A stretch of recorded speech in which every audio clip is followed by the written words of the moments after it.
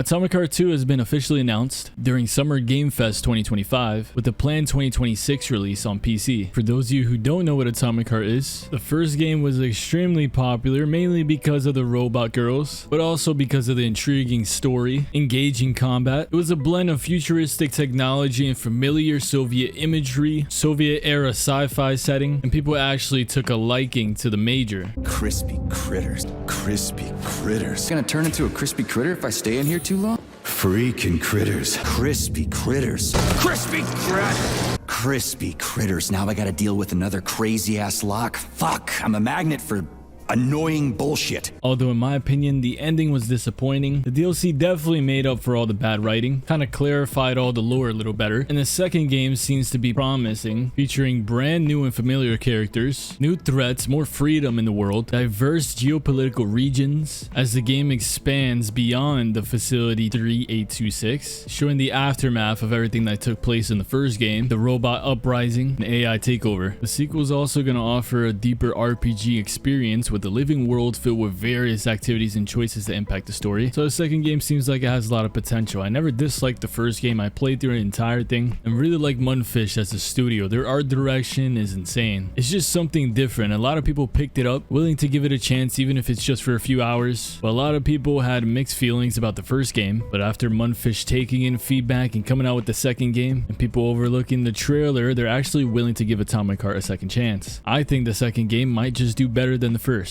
It all just looks so promising. I'm excited for it. But let's jump on the main topic of this video. What about the 6-hour scene? Is it actually coming out? If you don't know, during the first game's era, there was a sort of meme going on in the community with the robot girls. There were rumors going around within the community that a 6-hour sex scene was coming out between the protagonist and the ballerina twins. That was apparently going to be the next DLC. The devs addressed this during a podcast and confirmed that it was just a rumor made by fans that sparked completely out of control, but they said that they could make it happen. I am aware that there's a 6-hour cutscene.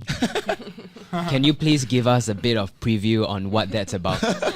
So actually, this meme is something which appears accidentally in internet, but we are still considering to create it or let it be the same. Maybe in the deluxe edition, there'll be a 6-hour, 12-hour cutscene. Maybe 12 hours. 12 hour, yes. Or maybe as a DLC or something. But who knows? Maybe it's true. So you mean that was just a rumor? I can't comment on this. The first game came out 2 years ago. Second game is coming out next year. It's been 3 years so far, and there are genuinely people out there that still think the 6-hour scene is going to come out in the new game, when it basically didn't come out in the DLC, as most people anticipated. By the way, Annihilation wasn't that bad, but Trapped in Limbo was terrible. What a complete waste of money, and the reviews speak for themselves. Okay, but in all reality, I don't think Mundfish is going to come out with a 6-hour scene in Atomic Heart 2. It's just not possible. I don't think it would even be allowed in the game. It's just an ongoing joke within the community started by IGN. The devs loves to meme on their game, so they might just throw in a little references in the new game coming out next year. But like a lot of fans are expecting, despite stretching out the joke, they know the possibilities of it happening are slim, but we know how people are when they get a hold of new assets, and people are fiending on the twins. Somebody's probably already using the assets to make it. Give it a few months after the second game, I bet NSFW content is just gonna come out recreating this rumor in the community. The developers' playful responses to the biggest fan question in the community was probably just to keep this rumor going, as it's getting people like even myself to continue to talk about it, which is essentially extending advertising for the game for free even. Despite the sad reality, you can pretty much tell how many people are interested in this 6-hour scene judging by the engagement we got on the video 2 years ago. People are a big fan of these robots. The memes when the first game came out were insane. Imagine the second game, just in the trailer alone. The themes aren't disappearing. If anything, they're just getting better. Mundfish knows what sells.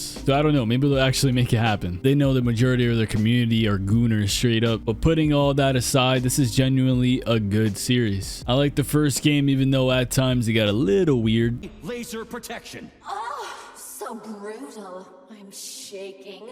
All right, man. Squirt your polymer inside me. But the gameplay, the story, the sci-fi and sort of horror elements to it, I like weird new games like this because these studios try something new that other studios don't do. Despite all the controversy and being labeled as an alleged Russian propaganda game, and there are rumors that the game was collecting people's data, and people are saying that if you buy this game, you're funding the war in Ukraine. Atomic Heart has just been through it all back in 2023. It had every piece of the pie, with the cherry on top being a bunch of bugs and glitches at launch on Game Pass. I don't think Atomic Heart 2 is going to launch with Game Pass, but this time around, if it does, I'm pretty sure it's going to be well optimized this time around, because Game Pass's functionality has changed a whole lot, with titles like Expedition 33 and Oblivion coming out with Unreal Engine 5, and those games through the Game Pass launcher, the Xbox app, ran perfectly. I was really impressed because the previous games that launched alongside Game Pass on the Xbox app, Stalker 2 and like I said, Atomic Heart, that just gave the Game Pass games bad rep because it was poorly optimized. It launched alongside a bunch of bugs and glitches. I think Atomic Heart 2 is going to be different, more stable, more optimized, running on that Unreal Engine 5. OneFish has even promised this with the statement coming out, and they even showcased ray tracing implementation. So the second game is going to be way better. Possibly a 6-hour scene, no more controversy tied to the game, better optimization at launch, improved combat, improved storytelling, not to mention player freedom. They tried something new with the first game, but now they're trying to make things right. I'm super excited for Atomic Heart 2, and that's about it. I just want to speak on this. It was sort of follow-up to my last video we made years ago, because like I said, I really do like Atomic Heart, and I want to see where they're going with the second game, and it's not just because of 6-hour scene. Anyways, that's about it. Be sure to leave a like, subscribe for more, and I'll catch you on the next one. Peace out. Stay blue.